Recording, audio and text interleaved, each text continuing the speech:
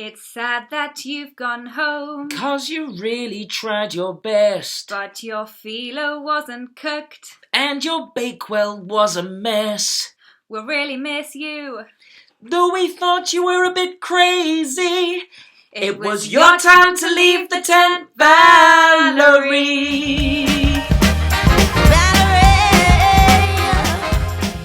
Hi, I'm Crystal. And I'm Rob. Welcome to An Acquired Taste. This week's episode is called Jane's Open Pocket. after her very gaping breakfast patisserie.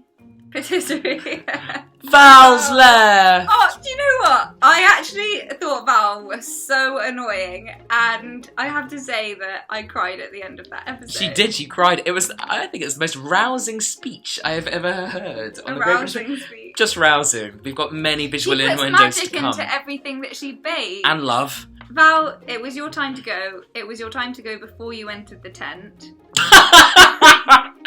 Oh, But you I did. have You had to a good say, innings. You did have a very good inning. She's not dead. Yeah, I mean the only two who have risen to the top are Jane and Candice. Exactly. And Candice. Benjamina is still hanging in there, I think. Candice. Candice.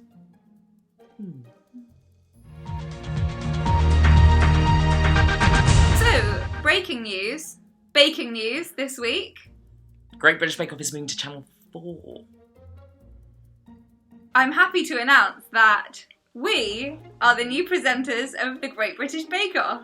So thank you guys for your support from the very start. We couldn't have done it without you and your views on YouTube and the likes All on of those Facebook, subscribers. of which we have 3. 8. We've got 8 Now now. that I'm counting. We've got 8 subscribers. Click down here. You can subscribe to our channel. You could be the 9th, 10th, more. Anyway, you heard it here first. We shall be presenting the new series of We are the Great the British new Bake Off.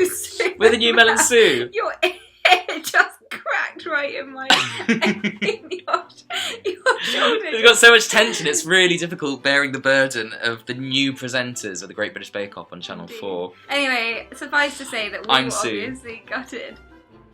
I'm fine to be Mel, Great. even though I can't pronounce my own surname. Giedroyc. Mel Goisit. Mel Goiter.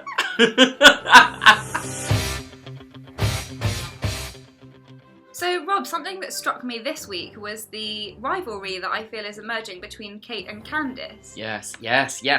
They weren't rooting Supportive for each of each other other, because I feel exactly. like the Bake Off tent is quite a mutually Supportive atmosphere. environment where Definitely. you share in other people's successes and you feel low with other people when they're struggling. Whereas those two, because I think they were first and second in the technical bake, Yeah. and then they were also very close. They were first and second In the basically in the showstopper. showstopper. They weren't really happy for each other. And Candice isn't being the most humble of winners either. No. And I know it's a shame because, you should celebrate your wins, but reality TV really does set you up to be pulled down, and I think people were supporting Candice, but when she seems quite smug, and it's not even smug, she's just happy that she's won, it comes across as quite a smidge arrogant. I agree, and I also think that she needs to control her mouth a little bit, because sometimes when you get praise you have to just focus on not smiling because that makes you look smug. Oh, another thing that I really enjoyed was Benjamina's formula for calculating the number of layers. Ah, This was F being the number of folds plus 1 to the power of n, the number of times you fold it over. So I particularly enjoyed Andrew's comment about his dad always having dates stowed away in his glove box. what is a glove box? What are we talking? Glove box. Yeah, There's a yeah. glove compartment in a car. So, are we comparing a glove box to Jane's open pocket? No, that's a love box. I think that the insight from this is either that, Andrew's father dates midgets, or his father drives a military tank. They prefer the term little people. So Paul said, I know I've got a big mouth, but I'm talking 1.5 inches max.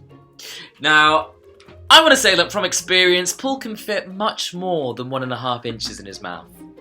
A very easy one, which was a little bit obvious even for our standards, came from Candice when she said, it's good to get your hands in and feel your sausage meat. I mean... Too easy. Right, well that's it for this week, I think. I believe so. I believe we got to the bottom of Jane's open pocket. Yep, hopefully you haven't been shortbread changed. No, her soggy bottom was a bit of a mess though.